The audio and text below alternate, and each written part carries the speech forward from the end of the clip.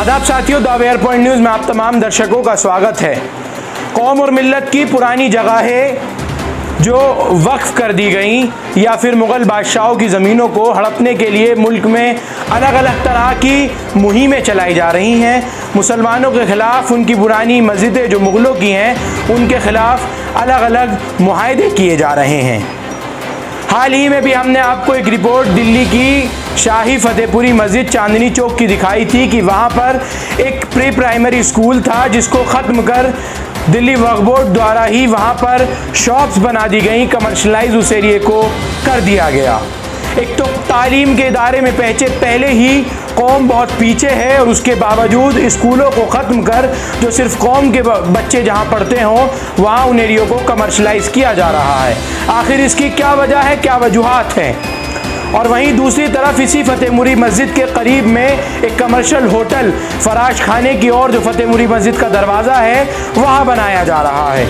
मैंने आपको विस्तार से एक खबर पूरी उस वीडियोस के माध्यम से दिखाई थी किस तरह से तमाम कानूनों को ताक पे रखकर एमसीडी का भी, एएसआई का भी और दिल्ली वक्फ बोर्ड का भी किस तरह से वहाँ एक कमर्शियल होटल तामीर किया जा रहा है और वहीं दूसरी तरफ वो स्कूल की जगह पर दुकानें बना दी गई। मेरे पास इस वक्त इन तमाम मुद्दों पर चर्चा करने के लिए हर एक मसले पर बढ़ चढ़ कर आगे आने वाले, कौम के लिए, लोगों की फराहमी के लिए आगे आने वाले अमीरो युवा ब्रिगेड के चेयरमैन अब्दुल अमीर अमीरो मौजूद हैं। हर एक मसले पर लगातार अब्दुल अमीर अमीरो राय रखते हैं और हाई कोर्ट का रुख करते हैं। हमने आपको पहले भी कई मामले दिखाए, हर वीडियो में हम आपको इनकी यही उपलब्धि बताते हैं। हाल ही में दिल्ली ग्रेट कब्रिस्तान के बाहरी दीवार पर जो दुकानें बनी हुई थी, इलीगल दुकानें थी, उन तमाम पर बुलडोज़र चलवाने वाले अब्दुल अमीर अमीरो साथ हैं। अमीरो, अब क्या मसला आ गया कि आप मस्जिद फतेहपुरी का लेकर हाई कोर्ट का रुख कर लिया? वहाँ मैंने व्हाट्सएप पे ग्रुप में वो वीडियो देखी थी, उसको देखते हुए मैंने इसको वहाँ संज्ञान लिया, वहाँ विजिट करी। मैं मुफ्ती मुकर्रम साहब के पास गया था, उनसे मैंने पूछा, मैंने जी यहाँ स्कूल था नगर निगम का, इन्होंने हैंड ओवर कर दिया, आप इसके अंदर क्या कर रहे हैं? यहाँ स्कूल बनना चाहिए ऊपर छठी। मतलब आप स्कूल को लेकर वहाँ गए हैं? स्कूल लेके मुफ्ती साहब के पास गए थे, उन्होंने बोला कह रहा भाई मेरा बाहर से कोई मतलब नहीं है, तो वक्फ बोर्ड जाने ये जाने, मेरा इसमें कोई राइट नहीं है, ना मेरा तुम्हारा अपना है, आपको जो मर्जी करिए, मैं इसमें नहीं बोल सकता। मुफ्ती मुकर्रम साहब ने आपसे कहा कि हमारा कोई ताल्लुक नहीं, बाहर से आपको जो करना है कर सकते हैं, बाहर से कर सकते हैं, मेरा कोई लेना देना नहीं, ना मैं बोलूँ। आखिर क्यों दिल्ली वक्फ बोर्ड ने उस स्कूल को ख़त्म कर दिया? वहाँ से एक कौम मिल्लत के लिए जहाँ तालीमी इदारे पहले से ही कम हैं, तालीम कौम के अंदर कम है, दिल्ली में एक ही स्कूल था वक्फ बोर्ड का, हाँ, 6ठी से 12वीं तक का। हमने वहाँ पर भी किया, स्कूल वालों ने भी किया, भाई पहली से 5वीं तक यहाँ, 6ठी तक हो जाएगा, 12वीं तक बच्चे यहीं पढ़ेंगे, पूरी दिल्ली के मुसलमान के बच्चे यहीं पढ़ेंगे, इसमें उर्दू भी है। इन्होंने प्रपोजल भेजा, इन्होंने प्रपोजल पे साइन नहीं करे, ना इनको अप्लाइज करा दिल्ली वक्फ बोर्ड ने, और उसको वहाँ से कमर्शलाइज लोगों को भेज दिया, उन्होंने पैसे ले लिए, एक 1.5 करोड़ रुपए की दुकानें दी हैं और 18,000 रुपये मैंने बताते हैं जीएसटी के हिसाब से, हमने 18,000 रुपये इनसे किराया लिया। लेकिन वहाँ किराया लेने का मकसद क्या है? जो स्कूल ही बना देते। अमीरो, क्या मतलब किराए की दिल्ली वक्फ बोर्ड के पास इतनी कमी है कि स्कूल ख़त्म करके किराए पर दुकानें दे दी? क्या और जगहों से किराया नहीं? बहुत जगह से आ रही है, सब जगह से, पूरी फतेहपुरी मार्केट से, जो फ्रूट मार्केट है, ड्राई फ्रूट मार्केट है, वहाँ से सारे पैसे ले रहा है। असल मकसद दिल्ली वक्फ बोर्ड का अगर मैं आपको बताने की कोशिश करूँ या किसी भी वक्फ बोर्ड का, तो जो वक्फ की मासूम यतीमों का जो माल है, मिस्कीनों को लिए जो है उस पैसे का इस्तेमाल होना है, या फिर गरीबों पर, वो गरीब मुस्लिमों पर वो पैसा लगना चाहिए। लेकिन फ़िलहाल जो ये मामला है बहुत बड़ा है, कई दिनों से लगातार सोशल मीडिया पर वायरल हो रहा था।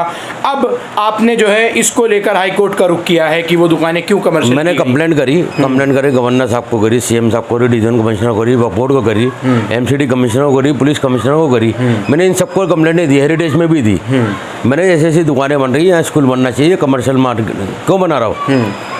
उन्होंने कहा हमने तो किराए पे दिया, हमने सुना हवा के अंदर, वो किराए पे गई, ये हो गया, वो हो गया। अब इसको सिंगल दिए इन्होंने किराए पे, चलो मैं मान लेता हूँ किराए पे दी, सिंगल दुकानें दी। हमारे ये सुनने में आया कि इसका टेंडर निकाला गया था, वो सब कुछ प्रक्रिया, टेंडर अंदर खाने निकाला गया, 4 दीवारी का टेंडर था, 4 दीवारी में ही खत्म हो गया, वो धक्के मर गया। अच्छा, वो जो दुकानें दी गई किन लोगों को और किस आधार पर दी गई? ये तो उन्होंने एक आदमी को इनको टेंडर छुड़ाया था, उन्होंने आगे सेल आउट करी है। उसने आगे सेल आउट करी है, हाँ सब लेटिंग कर दी। सब लीडिंग उसने और वहाँ उसके कर अंदर दी। सिंगल दुकानें थी, हाइट ऊपर थी 16-16 फुट की, उन्होंने डबल स्टोरी दुकानें बना दी सबने। चलो मैं कहता हूँ तुमने सेल आउट करी, कुछ भी करा, किराए पे दी, 18,000 रुपये नीचे जीएसटी समेत, तुम बताते हो जीएसटी समेत हमने 18,000 रुपये किराया लिया, लेकिन डबल स्टोरी ने दुकान कर ली, उसका डबल किराया हो गया। उसमें आपने क्या एक्शन लिया? उसमें आपने क्या किया? क्या किया उसके अंदर, क्या एक्शन ले लेकिन रहा? सवाल ये नहीं कि 18,000 और 20,000 का, बल्कि सवाल ये है कि एक तालीमी इदारे को खत्म करके ताक पे मतलब उसको साइड कर दिया गया। बिल्कुल साइड कर आखिर दिया। क्या वजूहत रही?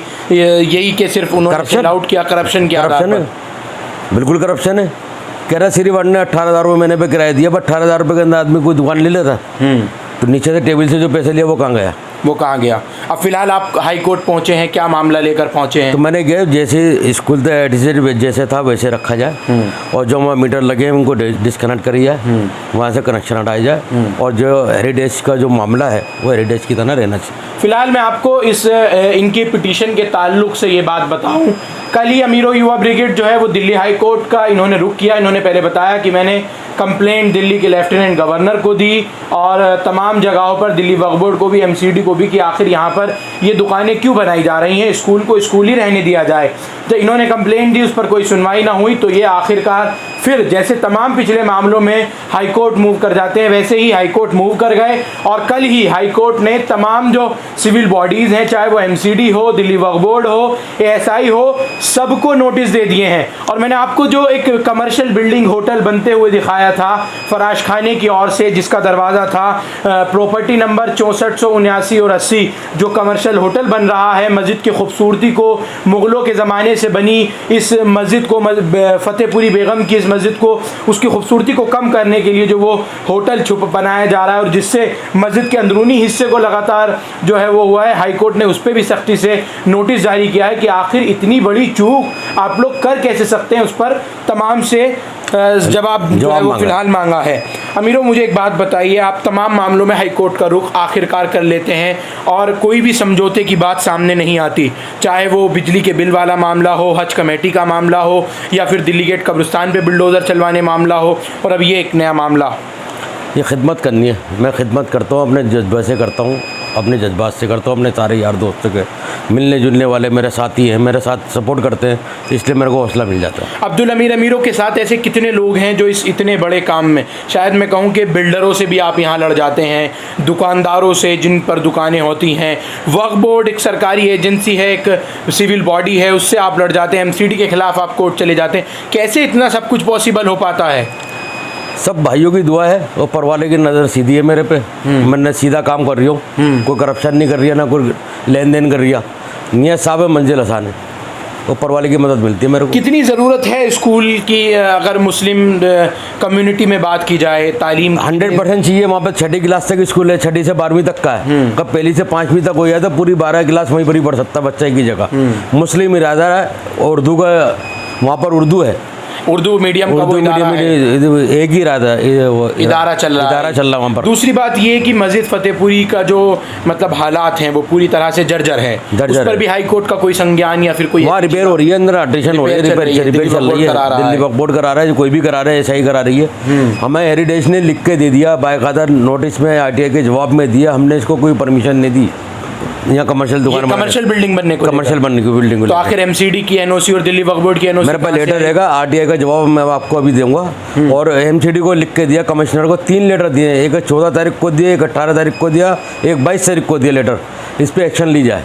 3 लेटर एएसआई ने वो जो होटल बन रहा है उसको लेके, लेकिन फिर उसके दुकानें और एयरटेल, वो होटल बन कैसे रहा है? एएसआई ने वहाँ एनओसी नहीं दी, दिल्ली वक्फ बोर्ड ने और एमसीडी ने वहाँ कैसे मंजूरी दे दी बनने के लिए? सब करप्शन चल रहा है, मंजूरी किसी ने नहीं दी, सब 2 नंबर का काम चल रहा है। मतलब कोई एनओसी नहीं थी, कोई एनओसी नहीं है, ना कोई परमिशन है, ना कोई नक्शा पास है। लेकिन ये बात कही गई कि वहाँ नक्शे से वो प्रॉपर्टी जो है वो बनाई जा रही है, नक्शे से नहीं बन रही।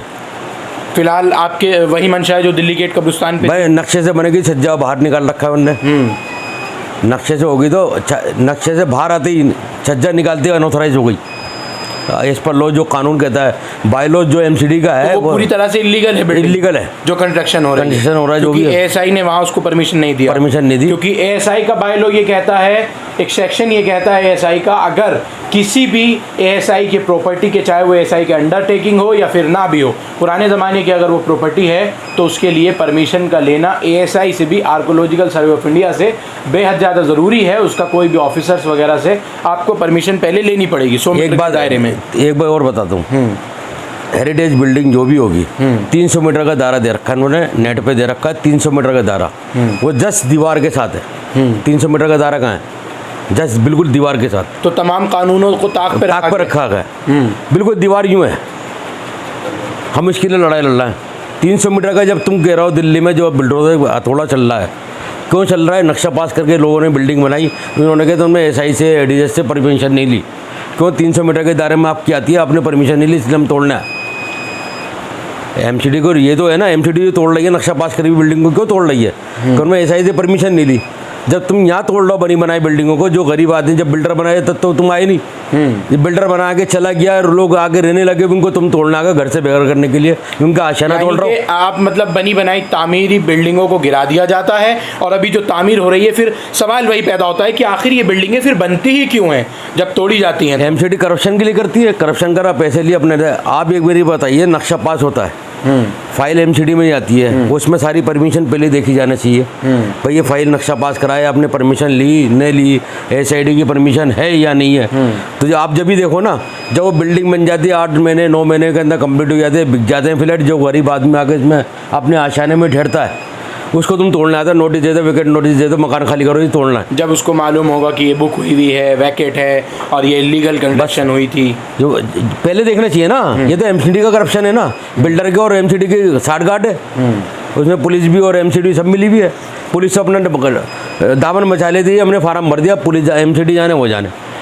यानी अगर कुल मिला के बात करें तो मसला सीधे तौर पर साफ है कि पहले एएसआई की जो पास में जो बिल्डिंग्स हैं, इमारतें हैं, उसको लेकर कामरान ने भी एक पिटीशन ली। वहाँ 300 बिल्डिंगों का दायरा जामा मस्जिद और तमाम हेरिटेज को लेकर लिया गया। फिर वहाँ कुछ बिल्डिंगों पे हथौड़े चलने एमसीडी द्वारा शुरू किए गए। दिल्ली पुलिस के खिलाफ कंप्लेंट थी, वो भी एक्शन में आई। एलजी ने ऑर्डर दिए, वो भी एक्शन में आए। लेकिन सवाल यही पैदा होता है जो अमीरों ने कहा कि जब रिहाइशें होनी शुरू हो जाती हैं, इमारतें बनकर करोड़ों की लागत से खड़ी हो जाती हैं, तो फिर जब कोर्ट से ऑर्डर होते हैं तभी क्यों याद आता है एमसीडी को, दिल्ली पुलिस को या फिर तमाम अन्य विभागों को? उन्होंने परमिशन नहीं ली क्यों? हाँ बिल्कुल, कि वो इलीगल हैं, परमिशन नहीं ली। और अब ठीक इसी तरह वो 2 मंजिल से ज़्यादा उस बिल्डिंग को बना दिया गया है। एएसआई कह रही है हमने कोई एनओसी नहीं दी है, हम लगातार एमसीडी को जो है वहाँ लेटर दे रहे हैं कि इसको रोका जाए इस काम को। तो आखिर किस मुहाने पर ये इमारत तैयार हो रही है? शाही फतेहपुरी मस्जिद जो 400 साल से ज़्यादा पुरानी मस्जिद है, खस्ता हालत में है। लगातार हमने आपको दिखाया, पीछे अभी भी वीडियो चल रहा है कि किस तरह का उसका मुहाने पे वो पहुंच गई है। लगातार उसके पत्थर बुर्ज जो है वो गिरते जा रहे हैं। उसके बावजूद इस तरह से धड़ल्ले से इलीगल कंस्ट्रक्शन लगातार चल रही है। फिलहाल देखना होगा कि ये जो पिटीशन अमीरो युवा ब्रिगेड की तरफ से डाली गई है, इसमें इनको क्या कामयाबी हासिल होगी। उसमें तुर्कमान गेट पार्किंग का भी मामला अमीरो युवा ब्रिगेड ने लिया है। हाल ही में वहाँ कई झगड़े हुए, पहले मर्डर्स भी हुए उसी झगड़े को लेकर, इलीगल पार्किंग जो तुर्कमान गेट चौक का है। और हाल ही में बकरीद के दिन वहाँ पर एक झगड़ा देखने को मिला कि सिर्फ वहाँ पार्किंग को लेकर विवाद हुआ। थोड़ी सी देर में अफवाह जो है वो पूरी तरह से फैल गई। सिर्फ 5 ऑटो वहाँ खड़े होने का जो है वो इजाज़त है, ऑटो स्टैंड है, और बाकी पूरा अवैध है। लेकिन उसके बावजूद ऑटो भी खड़े होते हैं, ट्रक्स भी खड़े होते हैं। आखिर किसको घूस जाती है? तो सीधे तौर पर सवाल एक ही आएगा, पुलिस और एमसीडी दोनों।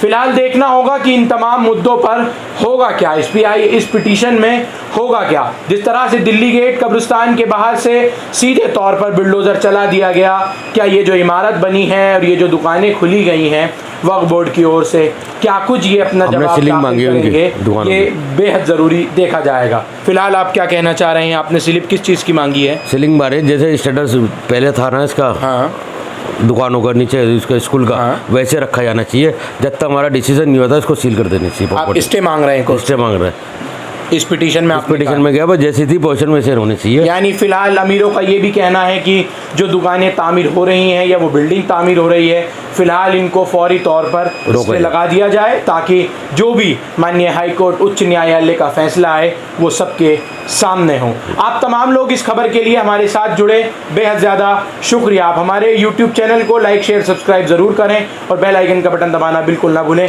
माफ़ कीजिएगा अमीरों साहब, बहुत